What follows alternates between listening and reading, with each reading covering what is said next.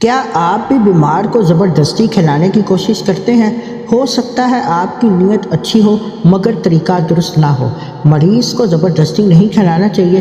بسم اللہ الرحمن الرحیم۔ آج کی حدیث مبارک، مریض کو زبردستی نہیں کھلانا چاہیے۔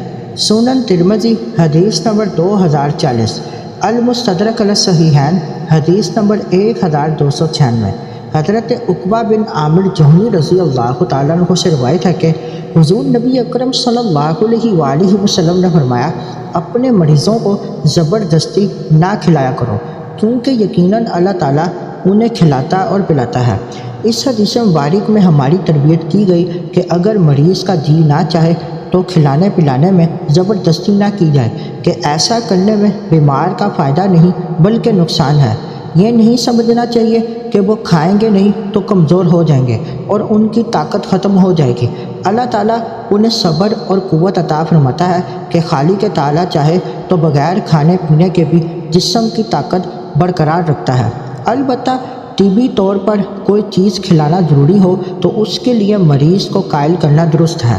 رسول اللہ صلی اللہ علیہ وآلہ وسلم نے بڑی حکمت والی بات سکھاتے ہوئے فرمایا کہ مریض کو زبردستی کھانا نہ کھلاؤ، کیونکہ اللہ تعالیٰ خود اسے کھلاتا اور پلاتا ہے۔ یہ تعلیم ہمیں یہ سمجھاتی ہے کہ بیماری کے دوران انسان کا جسم ایک خاص کیفیت میں ہوتا ہے۔ بعض اوقات طبیعت کھانے کو قبول نہیں کرتی اور یہی اس کے لیے بہتر بھی ہوتا ہے۔ ایسے میں زبردستی کھلانا فائدے کے بجائے نقصان کا سبب بن سکتا ہے۔ اسلام ہمیں صرف عبادات ہی نہیں سکھاتا بلکہ انسان کی جسمانی اور ذہنی کیفیت کا بھی خیال رکھنا سکھاتا ہے۔ مریض کے ساتھ نرمی، محبت اور سمجھداری کا برتاؤ کرنا چاہیے، نہ کہ دباؤ ڈالنا۔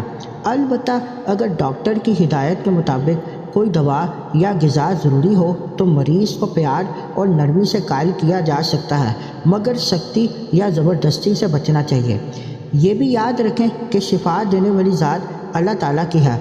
وہ چاہے تو کم کھانے کے باوجود بھی مریض کو طاقت دے سکتا ہے اور چاہے تو زیادہ کھانا بھی فائدہ نہیں دیتا۔